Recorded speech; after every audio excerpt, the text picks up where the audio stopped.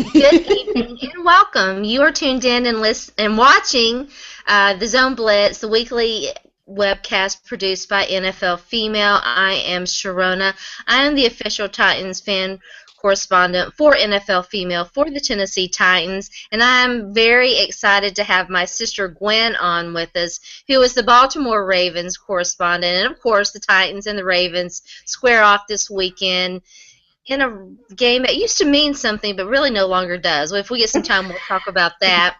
But we've got two great guests tonight. We have Sal. Now, Sal, is it Capaccio? You got that right. Very good for that Italian pronunciation. Give Sharona a cookie because I'm usually very bad about names. A Buffalo Bills media guy, really fun follow on Twitter. We'll bring him in and let him introduce himself. I'm also joined by my co-host. You guys know Sonja. I'm always happy to be talking NFL and football with her. Sonja, how are you? I am doing great. I'm dealing with a ruptured eardrum of my child, but hey, that's okay. These things happen. The game goes on. I know. I understand that she was a little curious about what was going on in that ear. Yeah, she was. She took a little bobby pin and kind of punched in the back there. Well, actually, her sister bumped her shoulder, and then the bobby pin went back and ruptured her eardrum, but, you know, it's okay. We're dealing with it. She's doing great. So, yeah. So that's been my weekend. Anyways, I'm Sonja. I am the official Detroit Lions fan reporter for NFLfemale.com. And you can find me on Twitter at mom2, 3RN. And just like Sharona, I am so excited to have Sal and Gwen joining us tonight. So, Sal, why don't we start with you and tell us a little bit about yourself and where we can find you? Well, you can find me on Twitter at Sal Sports, and that's what you're going to get. You know, once in a while I'll tweet about something entertainment-wise, but usually sports. I'm not like going to get into all politics and stuff like that. Nobody wants to hear that from someone like me. So we'll talk sports, mostly football, of course, and especially Buffalo Bills. And then you'll get a little bit of dabbled in fact, quite a bit of pictures of my 11-month-old son, Maximilian, who I'm very proud of that he's my first. So obviously I have to show him off to the world. But anyway. Cute. Thank you. I appreciate that. He's going to be a long snapper because I don't think he's going to be like over 6 feet tall. If I want him to get a college scholarship, I got to teach him to snap the ball between his legs and run down the field a little bit. Don't knock the hustle. Long snappers are out there hustling, baby. Yes, they are for sure. For job sure. to do. Yeah, you know, it's not a bad gig if you can get it. That's right, exactly. You get paid good money, and you don't get hit either. By the way, they can't line up over you. Long story short, I grew up in Buffalo, New York. I grew up a big Bills and Sabres fan. Season tickets for the Bills during the Super Bowl years. I went to Syracuse University. Used to come home on a Greyhound bus as a poor college student for all this Bills home games during the Super Bowl run. That's how much I loved them. And my goal in life when I went to Syracuse to be in the media was to be involved with broadcasting in my hometown of Buffalo. I started off my radio and TV career in Florida, went down there for a little while. Things weren't going the way I wanted, so I left the business and became a high school football teacher and high school football coach and a teacher. I taught seniors government and economics for 10 years. I was a football coach for 10 years, and I was the head girls track coach for 10 years. Or for 6 ran years. Track. Yeah, there you go. What did you run? Yeah. I was playing other sports, and they added a track and field program, and then made it a requirement that you had to run track to play the other sports because they wanted. Yeah, see. Yes. You wanted you to be the best athlete you can be. I did mostly. We were small, and so I did everything. The relays were my best. I was fast. There you go. And I had twirl baton. I was a majorette too, and so I was really good on the exchange, and so that was probably my best. There you go. Yeah. Cool. Well, there you go. It could have used you. It could have used you. See, but that's why. And while I was down there, I was still doing some radio and TV work, and I started a Bills podcast, and I was doing some things like that. So that's why some people still to this day know me as Coach Sal, and not just Sal Capaccio, because I was Coach Sal on the football field. So I was Coach Sal on my media work, and anyway, that.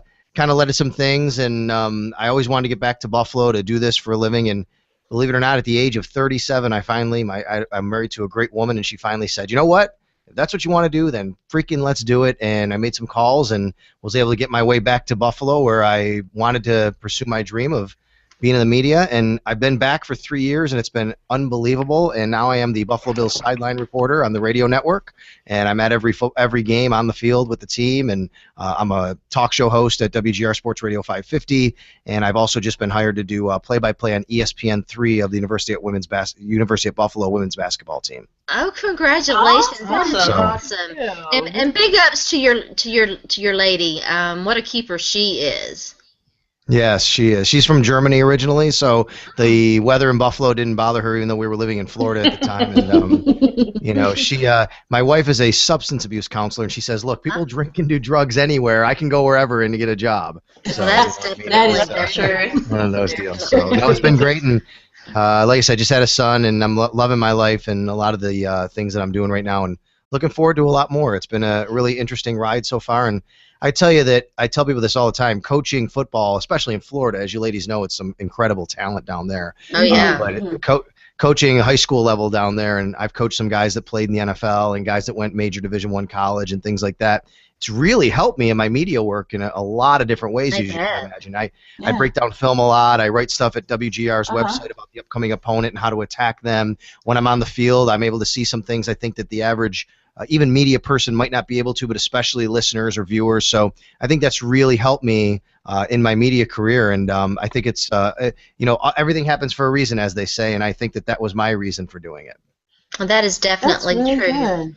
Now, you mentioned Syracuse. I have to ask. There's a former Tennessee Titans linebacker, great linebacker, who played college football at the Qs, and I have to ask if you're familiar with him. Of course, I'm speaking about Keith Bullock. Of course I am. We love Keith Bullock in Syracuse, and I felt very old when he finally retired a couple of years ago because Keith played in the mid to late 90s. Yeah, he played in the mid to late 90s, I think, at Syracuse when I was there. And you know what? I'll tell you, we don't have great football now, but believe it or not, when I was there, the football team was actually better than the basketball team. Not the case anymore, but I was a senior when Donovan McNabb was a freshman, so I got to see him play a little bit. And there were some great players. Marvin Harrison was there. Kadri Ismail, Rocket Ismail's brother. Bucky Jones, Donovan Darius. Lots of guys who were really great players. Chris Gedney, tight end. I really got to see a lot of great players come through the Syracuse program, and unfortunately it's not the same anymore, but that's the way it goes in college sports sometimes. It's kind of cyclical sometimes. I'm a diehard Orange basketball fan. I still love the football team, but I really love Orange basketball. A really good basketball team. Yeah, I flew out to New Orleans in 2003, and I was there when they won the national championship with Carmelo Anthony and Jerry McNamara. Time. Oh, that's awesome. One of our radio guys here in Detroit, Matt Derry, is a Cuse graduate and always talks about his Orangemen, reps them all the time. Yeah. There are too many of us in this business around the country. I work with 3 of them alone. I mean, as you ladies probably know, Syracuse is regarded as pretty much the #1 school in the country for this type of work. Bob Costas, Don Crickey, Marv Albert, Dick Stockton, even Ted Koppel and Dick Clark went to Syracuse. So wow. I mean, it's distinguished list. If you want to get in this business, in Detroit, I actually have a very good friend named Matt Friedman, who was a radio guy with me, who is a very big public relations guy in Detroit. So I'm always in contact with him about some of the things going on there in the media, and it's a very interesting town you have there as far as sports media too. Yeah, we got a great one.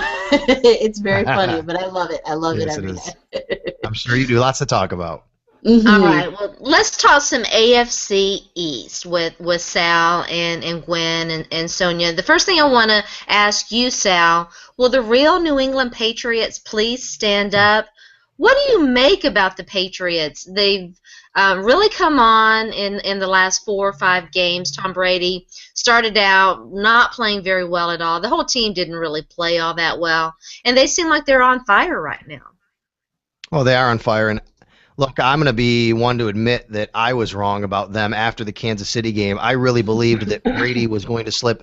Even after last year watching him, I thought he took a bit of a step back, and he did. I thought that would continue a little bit into this year, and it did. And I was thinking, hey, I'm right. Look at this. Brady's slipping. And, of course, as a Bills guy, you're thinking this might be the year that the Bills have a better team that can pounce on New England slipping up. But look, at the end of the day, Tom Brady is playing in a league now where rules are designed to help the passer, and he is so great and still on top of his game in so many ways that I compare it to an older pitcher who used to be a dominant fastball pitcher in baseball, but has to kind of reinvent his game. And I think, Brady doesn't do a lot of the things he did great early in his career, but he still does a lot of other things great. And he's able to move the offense and score points with some really great talent around him, like Rob Gronkowski, and he makes other guys around him better all the time, some receivers that really aren't household names. So that said, you look at the points they've scored the last few games, 43, 51, 27, 37, 43.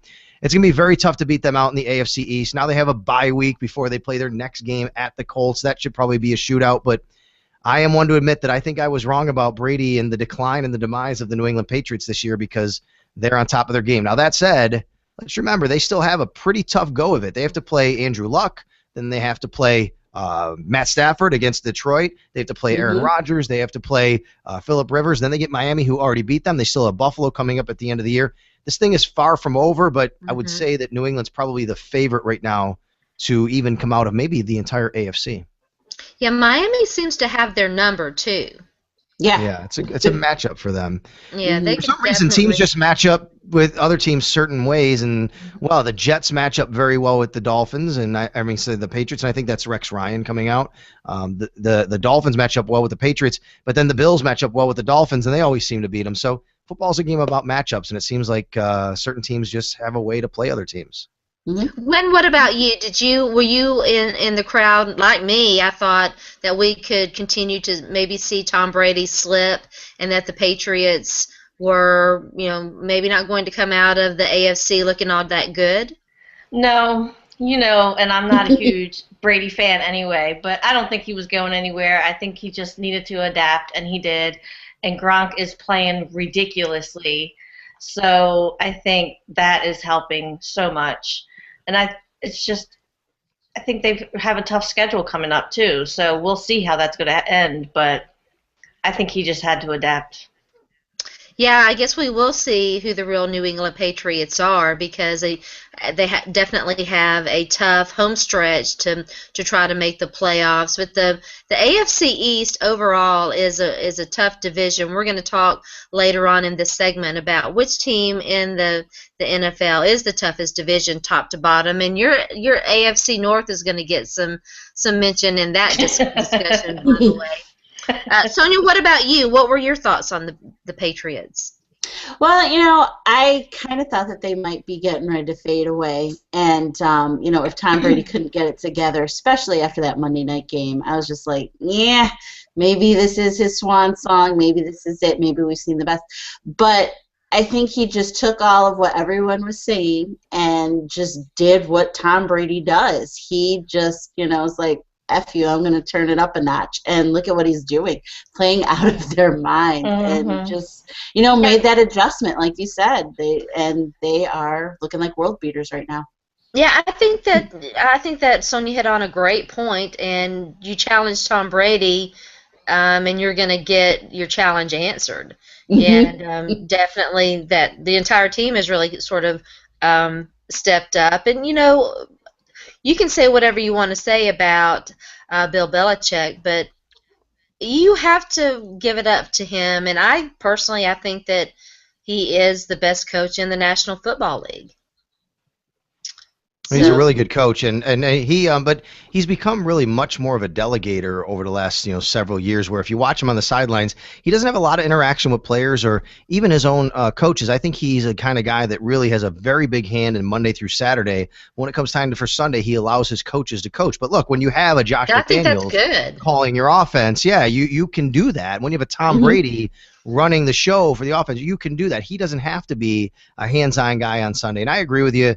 He's the guy back in Super Bowl 25 that designed the defensive scheme to beat the Bills when the Giants were able to hold the ball for so long, and they beat the Bills 20-19 in Super Bowl 25, and we always remember that in Buffalo, and that's kind of how he made his mark as the defensive coordinator under Parcells. So he's always been a great coach, and I agree with you, though, that he is one of the best ever. That said, take Tom Brady off his team, give him one of the quarterbacks that's middling around. I don't think he's nearly the coach, because every good coach needs a good quarterback to really be a great coach.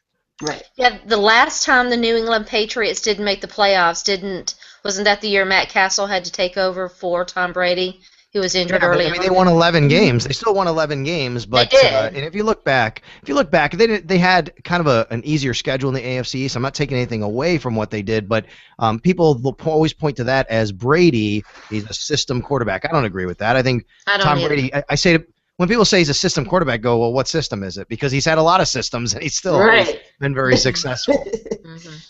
Yeah. Speaking of the Dolphins and the AFC East, can the Miami Dolphins build a dynasty around Ryan Tannehill? I don't think so. I'm not a Ryan Tannehill guy as far as a long-term franchise quarterback. That said, he's playing well lately. He's not a very accurate deep ball thrower. I think in this league you have to be able to hit mid-range to deep balls a lot more accurate than Ryan Tannehill has. The last couple of games he's played very well. I think what he's doing really good right now is two things. Number one, he's not turning the ball over. I mean, that's always number one and key for a quarterback. But the other thing is, people forget Ryan Tannehill went to Texas A&M as a wide receiver. He's a very, very good athlete. Now he's starting to use his feet more, and I think what's happening is he's creating more separation and room for him to throw the ball better. And Bill Lazor's a very good offensive coordinator. He came from Philadelphia with Chip Kelly's scheme last year, so I think he's doing some things designing to really help Ryan Tannehill. At the end of the day, Ryan Tannehill's probably a guy that can get you to the playoffs if you have the right talent. I don't think he's a guy you can really go long-term as a franchise quarterback to win Super Bowls with. I think the guy's playing really well lately, but he'll eventually be always what he is, which is probably about a 60% to 63% passer and not a very good deep ball thrower. And in this league, I think you've got to be better than that to really be successful. Yeah, I agree. It's kind of been a long time coming for him. So he's playing great now, but it's been a while. Yeah. So I think it might be a little bit too late. Yeah, and when a guy like that kind of changes things up, it tends to throw defenses off, but they'll eventually adjust and start to make changes in what they do based on what they're seeing on tape. They're kind of seeing a new version of Ryan Tannehill. It's definitely a reactive league, and so we'll see how long the good play does last. I want to real quick ask about the Jets, and then we're going to talk exclusively about the Bills and the AFC East. But the Jets are a hot mess, Sal. Does anyone survive the debacle that has been their 2014 season? And that's assuming that they've turned to Mike Vick, but he's not the answer there. Mm-mm. No, he's not. And even if he was the answer for the rest of the season, what does that get you? They're not going to make the playoffs. So, they're so far behind right now. I think to answer your question, does anyone survive? I do think the GM, John Idzik, survives. He was just brought in last year. He did not choose Rex Ryan as his coach. He kind of wanted his own guy. And I think that's what you're seeing now, where he didn't give Rex all the tools. Because I think Rex is a pretty good football coach. Now, his time has probably come in New York, because one of the things I did get right that I said was when Rex was hired, I believe, and I've always said, Rex is a culture changer. He'll change the culture, but I don't know if he'll. But after a while, as someone who's coached, I can tell you, and if you know this, ladies, you know this, just from being moms and things like that, is if you yell all the time, or if you infuse a different culture, it's great, but after a while it becomes noise. That's all it is. It's just noise. And I think that I'm not saying he's necessarily a yeller, but he changed the culture very quickly there. But you have to wonder, after a while, if you don't win, you don't go to a Super Bowl, how much that gets tuned out, because he only has a certain style. So I think he's gone. He's dead man walking. But John Idzik, he was handpicked by Woody Johnson to resurrect this team, to turn it around. I don't think he gave him all the right tools. And Idzik is not spending to the cap. They just got Percy Harvin. He'll probably keep his job. I wouldn't be totally shocked if he was fired, but they're going to have to find another quarterback, and that's probably going to happen with a top 3-4 pick in this draft coming up. Who's on the short list to be their new head coach? It's a great question. Do they go get somebody who, you see, in New York it's always different, because the Jets, they always want to take headlines away from the Giants, who are getting the headlines. So that's why you go out and get a guy like Rex Ryan. Tom Coughlin may not survive in with the Giants. That is true, and I think who's on their short list is Bill Cowher. I believe Bill Cowher wants the Giants job. He owns a house in Manhattan, owns a place. I think he's always wanted that job. I don't know if that would be something they're going to do. I wouldn't be surprised, thinking about the Bills here.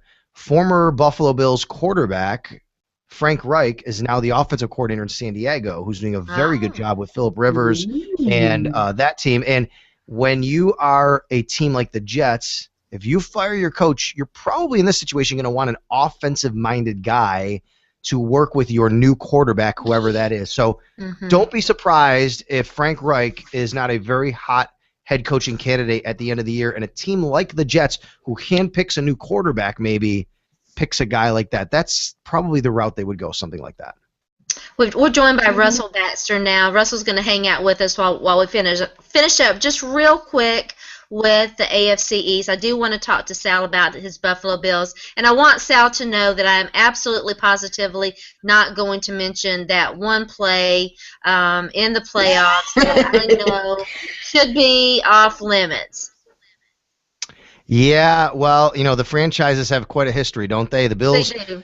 the franchise is now obviously in Tennessee, but before that, the greatest comeback in NFL history, and then it comes back, 6 years, 7 years later to be home run throwback and the Music City Miracle. So these two organizations have quite the and let's not forget Bud Adams giving the double bird to the Bills. I was at that game. That was the funniest thing.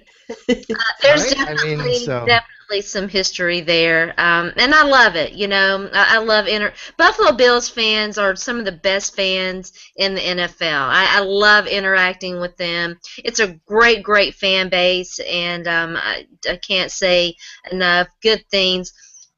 But it was a legal play. That's all I got to say about that. Hey, I won't dispute that. I'm not one of these Bills fans or analysts or anything that tells everybody what a horrible play it was. Here's the only thing I've always said about it. Stay in your damn lanes, and it doesn't happen. If you stay in your lanes on the kickoff, you don't have to leave it up to the referees. So whether you can bring out all the charts and protractors and everything you want to say lasers, they got that laser thing. That's right. The fact is, to me, it was probably down the line, and you can't overturn it.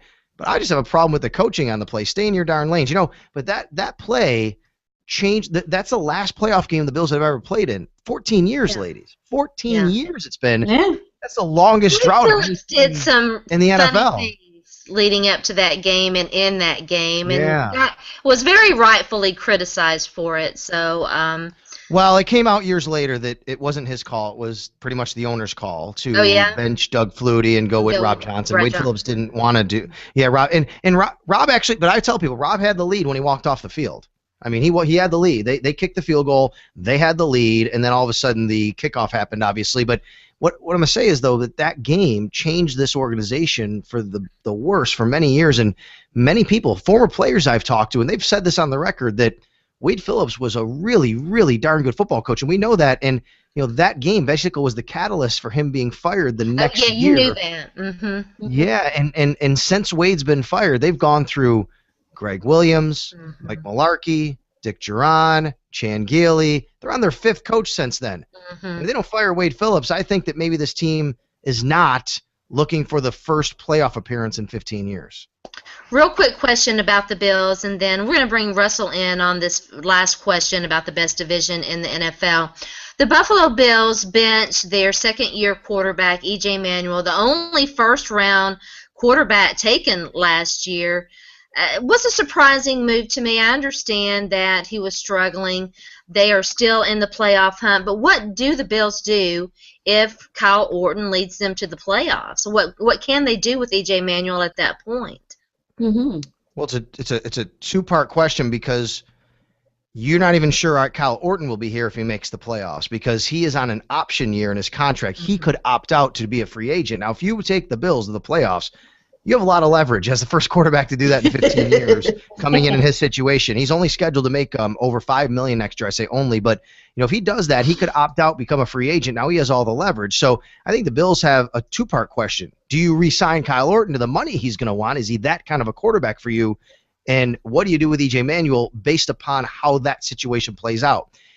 I find it very hard to believe that E.J. Manuel won't be a member of this roster next year. He will be. In this day and age, with a rookie salary cap, it's okay to keep a guy on your roster. You're not paying him so much money; it's going to cost you against your cap. You might as well let him sit there and play. Look, Ryan Tannehill's in his 3rd year. We just talked about the leaps, the improvements he's made. EJ's only in his 2nd year. He could still become a good NFL quarterback. I don't know if that's going to happen, and the chances are he probably won't, but he still can by sitting, by watching, by learning. So I'd be totally shocked if he wasn't a member of the team if they made the playoffs. That said, if they don't make the playoffs, ladies, new owner just came in. Terry Pegula owns this team now. He could say, hey, you didn't make the playoffs again. I want my own people. He could blow out the GM, the coach, who knows. And if that happens, all bets are off for anybody on this roster now because they weren't the people picked by this current regime.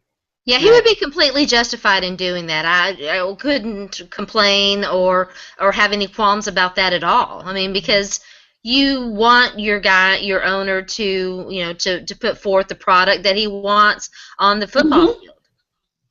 Yeah, I agree with that. But if they do make the playoffs, I think it would be foolish to make any changes to the coaching staff, at least to the head coach, especially the GM, because Doug Whaley, I think, has done a very good job. He's actually gone out and built a pretty darn good roster. I like the GM a lot. Yeah. Yeah, their one failing here has been the quarterback situation. It is the most important. I get that, but they backed it up by saying, we know we made a mistake. They brought in Kyle Orton, and now he's doing what he's doing. When the Sammy Watkins trade was made, on draft day, a lot of people criticize how much they gave up. Look, Sammy Watkins is a super stud right now, and he's really helping this passing game. So I don't know if anybody can complain about that. This is a guy that went out and drafted Kiko Alonso in the 2nd round last year, who was the runner-up to Defensive Rookie of the Year last year. He's a guy who went out and was he signed Brandon Spikes to bring in to help stop the run this year. He's done a great job. So, Doug Whaley's done a pretty good job of building a roster and finding good free agents and with most of his drafts. The quarterback situation, though, if this team doesn't make the playoffs and they're still searching for a quarterback, that would be the ultimate reason why anybody would be out of a job. I think Doug Whaley is safe, but Doug Marrone, if this team doesn't make the playoffs, I think that is a dicey situation. Sal, I want you to meet Russell Baxter. Russell had a chance to ask Sal if you two knew each other, and you do not. Sal is a great Buffalo Bills media guy. He's making moves out there, doing all kinds of great things up in the Bills market, and I'm happy to introduce you two. I know that you'll like one another. I was telling Sal, Russell, what a great NFL mind you are. Legitimately one of the brightest and most knowledgeable NFL people out there, and we're very happy to have both of you guys on the show tonight. Well, hi, Russell. Thank you, Sharona. Hi, Sal. It's a pleasure to meet you, and obviously Sharona got my check, and I appreciate that. Russell, I'm wearing your T-shirt. There you go. And I'm repping the cause, baby. I've got my ProFootballGuru.com golf shirt on right now. Shameless plug. Very cool. Well, Sal I'm working on Pro Football Guru the detergent. Oh, are you? Sal has a young child, so he's going to have to book out here in a minute. But before he goes, we're going to start Russell's discussion with this question, too. So I wanted to ask it while both of you guys were on here. I did a Twitter poll the other day about the best division in the National Football League. I got a lot of interesting answers. The AFC East came up, as well as the AFC North. Sal, if you had to pick, which division, top to bottom, do you think is the best? Top to bottom, it's the AFC North. Because the Jets are so bad, it brings the bottom is so far down on the bottom for the East. Now, I would say that in a round robin, I think the Patriots, Dolphins, and Bills would be able to play with anybody in the AFC North. It was if you took the top three teams, I guess. But the fact is, who's the worst team in the North? Is it Baltimore? Is it Cleveland? Is it Cincinnati? Is it Pittsburgh? Whoever you choose, they're better than the New York Jets, probably by leaps and bounds. Yeah, I completely agree with that. Every team in the AFC North has a winning record. Yeah, it's amazing. And it's amazing when you look. I was doing starting my previews for the Ravens Titans game this Sunday, and I was looking at the difference between the AFC North and the AFC South. Worlds apart. There's one team in the AFC South with a winning record. Every team in the AFC North is well above 500. That's an amazing feat. 8 games into. I'll say It's a week-to-week league, though, so watch. I just said that, and then watch what's going to happen. The Jets are going to beat Pittsburgh, right? I mean, come on. Exactly. I wouldn't be surprised. It's a week-to-week league. Things like that happen all the time in this league. Yeah, I mean, will the real Pittsburgh Steelers stand up? Because you don't know what you're going to get from them. Completely agree. All right. Well, Sal, thanks for joining us. Before you get out of here, tell everybody once again where they can find you and give a big shout out to all your new gigs. I will real quickly. You can find me on Twitter. I'm at Sal Sports on Twitter, so give me a follow. I appreciate that, and always willing to talk and engage in discussion. But you can find me on WGR Sports Radio 550. I'm basically there. I'm the sixth man. I'm the filling guy for all shows, morning, afternoon. In fact, I just did PM Drive today, and I have to get up and do AM Drive tomorrow and AM Drive on Thursday because I'm in for so many people all the time. And then my normal show is on Saturdays. I'm on from 11 a.m. till 2 p.m. and then I do the Buffalo Bills post game, the overtime show after Bills home games. Away games, I'm with the team everywhere they go. What they do, I'm on the field as the radio network sideline reporter. So if you're listening to the games on Sirius or whatever, you can hear me, and I'll be the sideline analyst for that. And then hey, check out some University at Buffalo women's basketball on ESPN3 this year. I'll be doing play-by-play for all the home games, and I'm very excited to be doing that, work with my partner, Amy Audibert, who went to the University of Miami. So we're going to be very excited to do that. And Bobby Hurley's the men's coach here, by the way, and he's a really, really good guy. Oh, wow. Bobby Hurley. Oh, I love him. Yeah, I'm actually, well, here you go. I'll tell you that I'm doing a weekly radio show with Bobby Hurley every Monday night starting next week. So there you go. It's going to be very fun. He's a great I was about to say, we know what Gwen's doing every Monday night. There you go. All right. But thank you very much. Thank you very much for having me on. Yes. Sal's out there living the dream, and congrats to you. All right, Russell. Thank you very much, ladies. Thank you, Sal. Yep, thanks, Sal. All right, Russell. The question is being posed to you now. Top to bottom, in your opinion, which division in the National Football League is the best? All right, I like how this works. You kind of use and degrade Sal, and then you move on to me. I just got done writing a piece about a week and a half ago for Bleacher Report on why I thought the AFC North was the best division in football. And listen, it's easy to say that now because they all have winning records, but you know, for me, being the best division in football is about staying power. And while the NFC West has been pretty good for a couple of years, you have to go back and look at the track record of the AFC North going back 5 or 6 years. In 2008, the Steelers went to the Super Bowl. In 2010, the Steelers went to the Super Bowl. In 2012, the Ravens went to the Super Bowl. So there's 3 AFC championships in 6 years for that division. From 2008 to 2012, the AFC North sent a minimum of 2 teams to the playoffs. One year they sent 3 teams to the playoffs. The only team that's had a losing record in a season since 2011 in the division is the Cleveland Browns. Everyone else, Pittsburgh, Baltimore, Cincinnati, have all been 8-8 or better. I mean, how's this for craziness of competitiveness in a division? In 2010, the Steelers and the Ravens were both 12-4. Pittsburgh won the division, and Baltimore was a wild card. In 2011, the Steelers and the Ravens were both 12-4 again. Baltimore won the division, and Pittsburgh was a wild card. Cincinnati's been to the playoffs 3 straight years. Now, you show me that resume with any other division, and again, it's about staying power. And the staying power in this league and in this division has been consistency. And a lot of it has to do with the fact, except for the Browns, that Marvin Lewis has been in place since 2003, Mike Tomlin since 2007, John Harbaugh since 2008. It's about continuity. The Browns blow continuity out of the water. Okay, forget it. But maybe, just maybe, they're starting to turn a corner. I can't say they are because, you know, what if they lose the rest of their games and decide to fire Mike Pettin?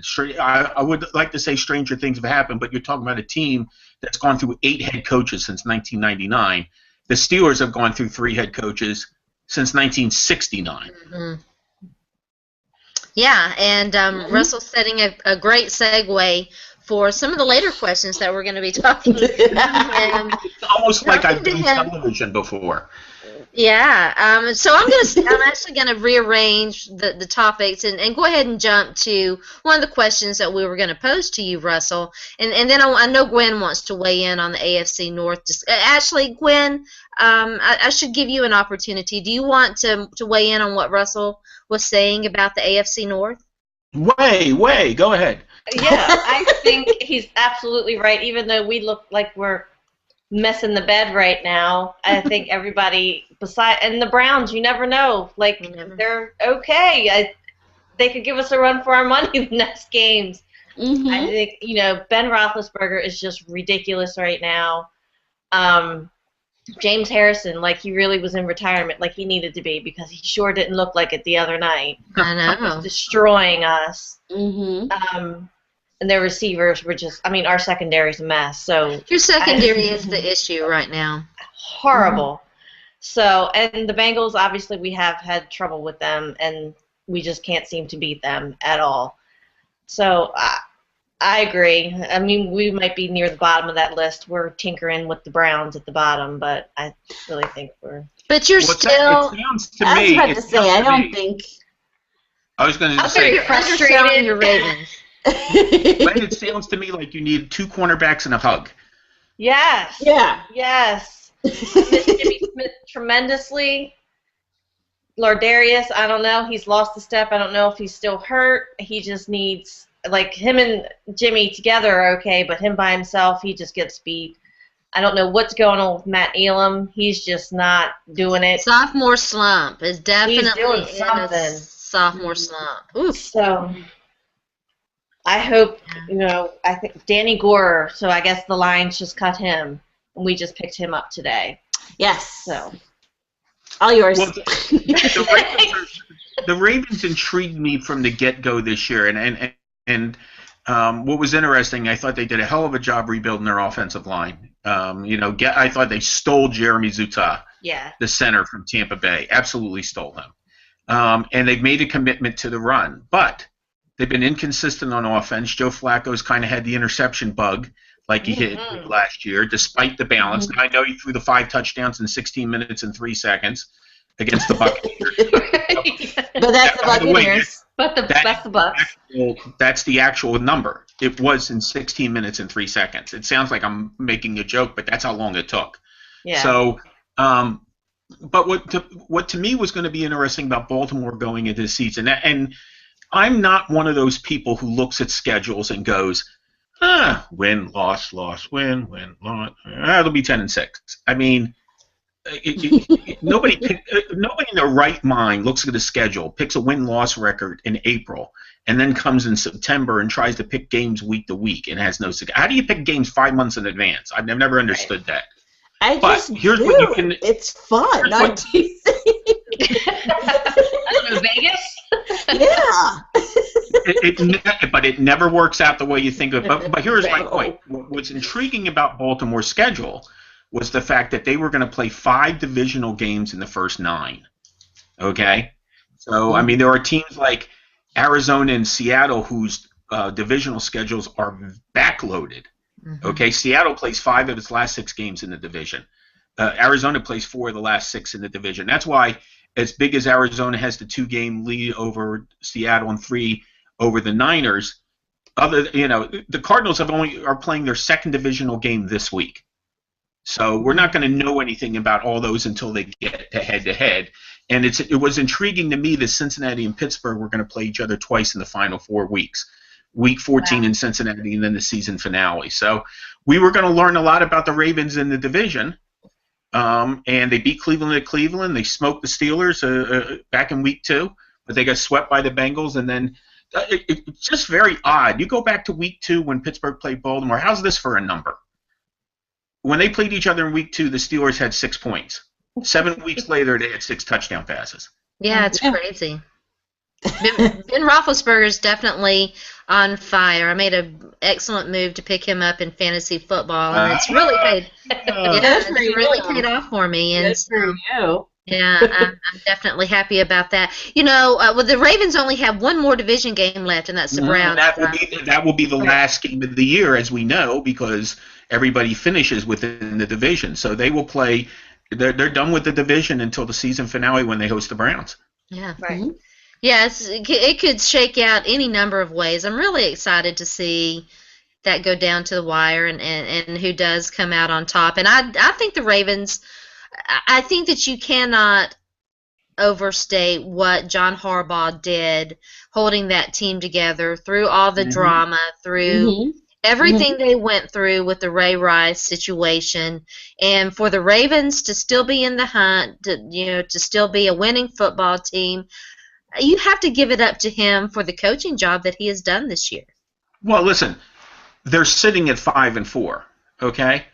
But they were swept by the Bengals. They lost to the Steelers. 3 of their 4 losses are in the division. Their other losses to the Colts, who aren't exactly chopped meat, okay? So it's not like it is not take. I mean, I think the result the other night was surprising because we haven't seen that happen to Baltimore, since Peyton Manning threw the 7 touchdown passes last year in the season opener, where they looked like they were really out of a game, okay? And it just snowballed real quickly the other night. All of a sudden you looked up and it was bing, bing, bing, and you knew it wasn't their night when the Steelers botch a kick and they turned it into a 2-point. Yes.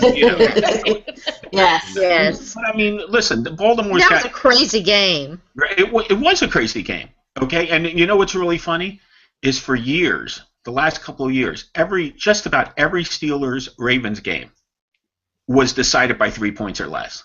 Okay, they had this incredible streak. And I found it funny that in the same year, Baltimore beat Pittsburgh by 20, and Pittsburgh beat Baltimore by 20. Wow. Do you know what that means? Absolutely nothing, but I thought it was a good segue. So. It's definitely is. Now, Russell knows that every time I get a chance to talk to him, I have to pick his brain a little bit about my Titans. And so I designed this question to be kind of a two-parter. Lovie Smith and Ken Wisenhunt, both first-year head coaches with their respective teams, Tampa Bay Buccaneers and the Tennessee Titans. Both teams are playing very poorly on the football field, and there's been a lot of talk about whether or not, especially Lovie Smith in Tampa Bay, because of how poorly they are playing, particularly on defense. Could one or both of those guys be the first one-and-done football coach since the Cleveland Browns fired Chud last year? Well, I think you got to also remember what happened in Cleveland with, they changed general managers as much as they changed head coaches too. Yes. So I think it would probably take something like that. I thought Tennessee would be the team that threatened the Indianapolis Colts. I thought bringing in Ray Horton was a great move. Wisenhunt and Horton have worked together, and defensively. And listen, they got off to a great start. They rolled the Chiefs in Arrowhead Stadium, regardless of how poorly or how good the Chiefs are year by year. Beating them in Arrowhead is still always tough. Yes, it is. And they used the momentum from that win to just go into an absolute tailspin into the toilet. I mean, and even the game. I mean, listen, I heard Sal talking about the franchise, the biggest comeback in NFL history, the Bills over the Houston Oilers. Well, how's this for a distinction? The Houston Oilers / Tennessee Titans now own the record for blowing the biggest lead in a road game and the biggest lead in a home game. And the home game was just a few games ago against the Cleveland Browns. And Sharona, you know this, they tried like hell to lose the Jacksonville game. They did. If Jacksonville hadn't coached more poorly than the Tennessee Titans, they would have. The only thing, I've gone over the numbers. I've gone over the. I'm serious about that. I mean, what? And I love Gus Bradley, but what he did at the end of that football game cost them the game. Well, here's what I know. I've gone over the numbers. I've gone over the statistics, and I've realized after tonight the only thing that has gone possibly right in Tennessee is the fact that Sharona is wearing my T-shirt tonight.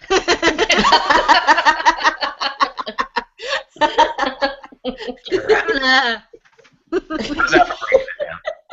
Here's the thing, and I want to get Sonja and Gwen to weigh in here too. I want to say this real quick. There were a lot of people that questioned when the Titans fired, ultimately, fired Mike Munchak after that long drawn-out ordeal last year, there were a lot of people that wondered why the front office survived. And there's been a lot of criticism of the front office. To me, I think the only way that the Tennessee Titans move, and I don't think that it's likely at all, but I think the only way that they move on is if Tommy Smith, the new owner who's taken over for the recently departed Bud Adams, if Tommy Smith thinks, you know what, I probably should have done that, and decides to clean house in the front office, because the Titans have been pretty terrible in free agency and maybe a little bit less terrible. I don't think that they've been bad at the draft, much worse in free agency. But if they decide to get a new general manager, it's possible that they would let that general manager just go ahead and pick the head football coach that he wants. And otherwise, I think that that Ken Wisenhunt is safe and is going to survive, because it's unusual for a one-year head coach to get fired like that. But more inexplicably, what's going on with Lovie Smith in Tampa Bay? Oh boy. When you sign as many people as the Buccaneers do, it obviously it can be a very, very good thing. But expecting immediate results, and this isn't just in football, this is in all sports. Mm-hmm. Expecting immediate results with that much of a turnover is tough. Now, I think the thing that's been disappointing is not the fact that they've lost, it's how poorly. Yeah. I mean, they have, this is a team that's given up 245 points already in 8 games. Okay? I mean, do the math on that. Okay? Now think about this. We saw them give up 56 one night against the Falcons. We saw them give up 48 against the Ravens. Okay? And yet, you saw what isn't it funny now you think that Tampa Bay's only win came at Pittsburgh? That's about crazy. A month or so ago. Mm-hmm. Okay, but that's the league. That is the league. That's why, when Sal said the thing tonight about the Steelers and the Jets, you can't ever say never in this league. No. Any given Sunday. No, it's a great Sunday. Well, any given Thursday, Sunday, and Monday now. So. Yes. Let's not forget Thursday. Let's not forget, Thursday night football is so weird that really anybody can win or lose on Thursday. Right. Well, and listen, on Thursdays, the onus on Thursdays is divisional games. So those somebody asked me, I was doing another radio show. I'm not cheating on you, Sharona. But I was doing another radio show early, and they were talking about why the divisional games, teams don't have a lot of time to get ready for those divisional games, and they're so important. Yeah. Mm-hmm. I think that. What team? But Sharona, what teams do you know better than the 3 teams in your own division? So preparation for those games is probably not like an opponent that you play every 3 years or 4 years. So that's. True. That's one key to it. Plus, it's a network thing too. If Thursday Night Football gets Dallas and the Giants, okay, at least Fox can get the other Dallas and the Giants game. So there's a lot to it when it comes to that. But let's go back to Buck. I don't want to stray off the Buccaneers. It's been a disappointing for them, but the whole NFC South. My goodness, nobody wants to win it. Did they give up defense for Gwen? I mean, you got to be kidding me, okay? I don't think I've ever seen. And listen, the NFC North was pretty bad last year, okay? The Vikings gave up the most points in the league. The Bears gave up tied for the second most in the league with 478. The Packers gave up 428. The Detroit Lions last year were like the steel curtain when it came to defense in the division. They gave up 23.5 points a game. So the NFC South has kind of taken a cue from you see. But now I have a theory, and follow me on this. Okay. And obviously it's not going to be Tampa Bay. Although the funny thing about Tampa Bay is only 3 games out of first place. Okay, at 1-7. All right. That's because for like 3 weeks nobody won in the NFC South. Nobody wanted to win. Right. Well, but follow me for a second here. What do you think of this? Okay, I'm throwing this out there. 4 years ago, the NFC South had defending Super Bowl champion New Orleans Saints. It was 2010. They were coming off their Super Bowl year. And yet, because they didn't win the division in 2010, that would have been Atlanta, they were a wild card. They had to travel to play the Seattle Seahawks, who won the division at 7-9. Okay? Yeah. And Seattle, obviously, with the Marshawn Lynch run, beat them in the playoffs. So a 7-9 team hosted a playoff game over an 11-5 team. My prediction for 2 months from now is it will be payback. Whoever wins the NFC South is going to be under 500, and they're going to host the defending Super Bowl champion Seahawks in the playoffs. It would be ideal if it was New Orleans, and it'll be get back. Yeah. Ooh. Wow. That's going to be something to look forward to. I'm just throwing it out there. It would just be funny, and the NFL history is full of irony like that. I mean, I just think that would be. But I mean, think about it. I mean, maybe New Orleans gets hot, but Carolina to me is stunning. I knew they would struggle offensively, guys. I did not. Listen, I didn't think they'd be as good defensively, but I mean. They played 9. They have played. I mean, it's unbelievable. They played 9 games this year. They've given up 236 points. They gave up 241 all last year. It seems to me, you guys, and it seems to me, Gwen and Sonja, that maybe I'm wrong, but defenses just aren't as good lately over the past couple of years. Am I wrong here? Well, we had such a turnover. Sorry, Sonja. Oh, no, that's okay. Good. You know. I'm just thinking. Gwen, did you go off? I'm sorry. Yeah, I think we've had such a turnover and kind of had to rebuild it. So our D-line was great up until, this Sunday, and they started to fight every 5 minutes. Just, forget about our secondary because that sucks right now. But, I think right now with C.J. Mosley and Haloti, even though he's playing better than he has in a while, and I don't know about Sizzle. I mean, he's still Sizzle, but I think we're doing pretty well right now. So we had to rebuild, obviously, after Ray Lewis and Ed Reed and all those guys. So.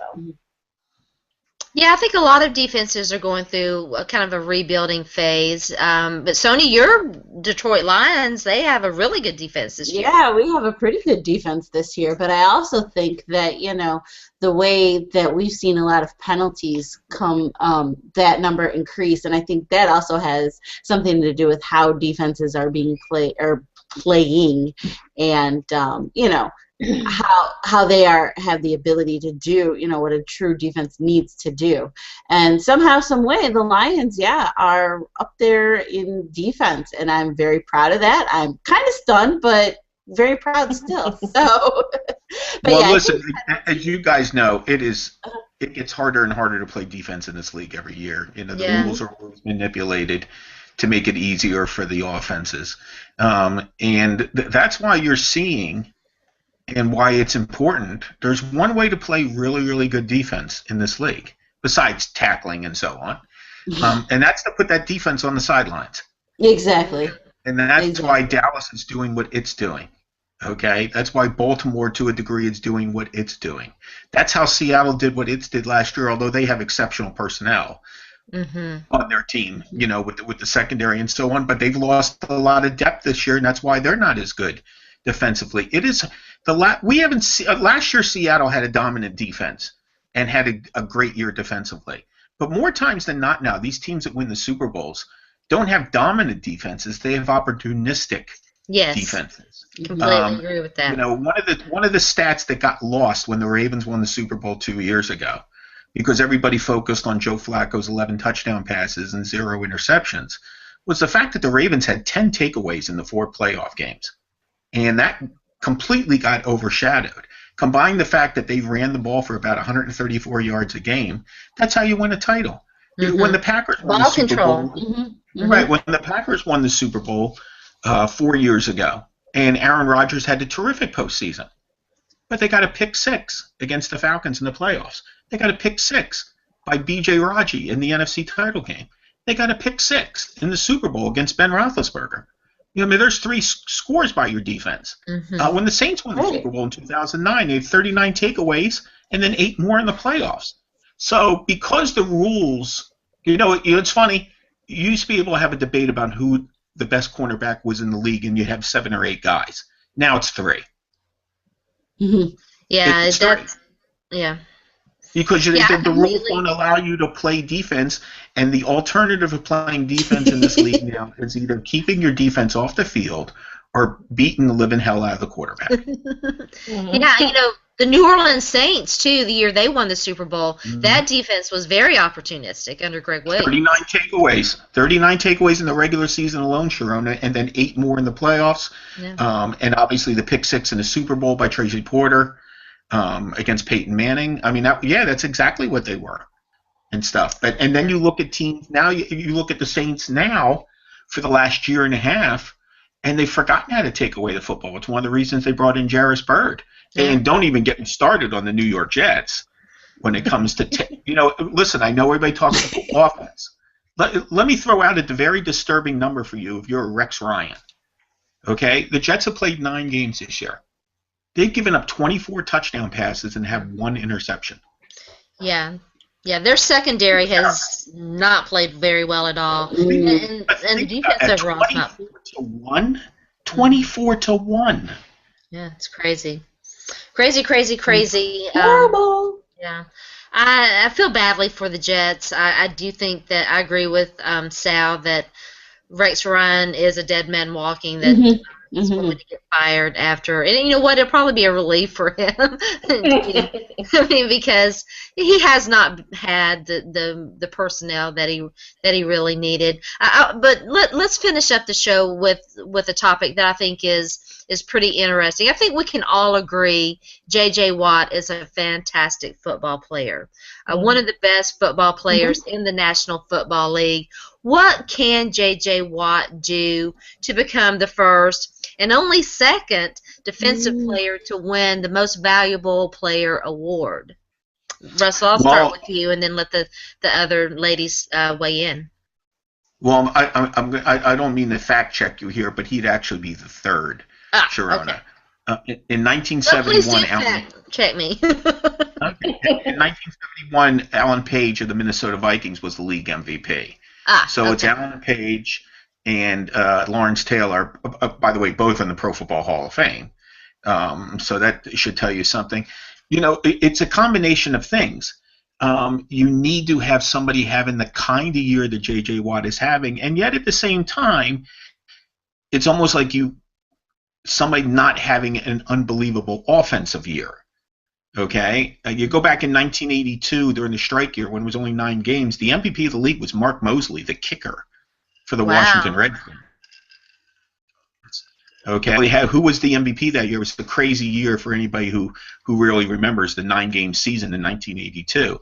So, but right now, because you have Andrew Luck throwing for 300 yards 7 games in a row and 8 out of 9, that you have DeMarco Murray doing what he's doing, that you have Peyton Manning being Peyton Manning and Tom Brady being Tom Brady, that makes it harder for somebody like J.J. Watt unless he gets 25 sacks and runs back, a bunch of interceptions and so on. It's kind of like trying to win the Heisman Trophy as a defensive player, and that doesn't happen very often either. So, yeah, fair or unfair? Fair or unfair, that's what the voters go for. Yeah, I agree. What do you think, Gwen? Should J.J. Watt be in that discussion, and can he win it? I think he'll be in the discussion. I don't think... Let me put you on the spot, too, Gwen. If you had to pick right now, who is your MVP? The league? Mm-hmm. Okay, the league. Oh... I'll let you think about it. Let me think about that. I think we actually lost Sonja. Uh-oh. Yeah. Russell, let me ask you. If you had to vote right now, who's your league MVP? I think it'd be DeMarco Murray. because of what he's meant to Dallas's offense, but as much as also what he's meant to Dallas's defense. And that's keeping them off the field. We know they weren't a very good unit last year. You could make a case for the whole Dallas offensive line, the way they played. But DeMarco Murray but he's still been the catalyst and so on. I think by the end of the year, J.J. Watt will get a vote or two. I don't think there's any question if he continues to play at the level that he's playing. But, I mean, could you imagine Peyton Manning won it again? Tom Brady could win it again. Mm-hmm. There's a lot of hot guys. It's funny, there's not really a wide receiver maybe Antonio Brown of the Pittsburgh Steelers, who had a terrific year, but I don't think you think of him in that same vein of carrying the team and so on. You look at how the Broncos go with Peyton and how the Patriots go with Brady, and obviously what Murray's doing with the Cowboys. I would say. What about Andrew Luck with the Colts? Well, yeah, that's what I was talking about earlier. Yeah. 7 straight 300-yard games, 8 out of 9. He's certainly in the discussion as well. But then again, you see, I just mentioned 3 quarterbacks and a running back. Okay, so they're all having the kind of – Andrew Luck's already set his career high for touchdown passes. I think that would be my vote is Andrew Luck.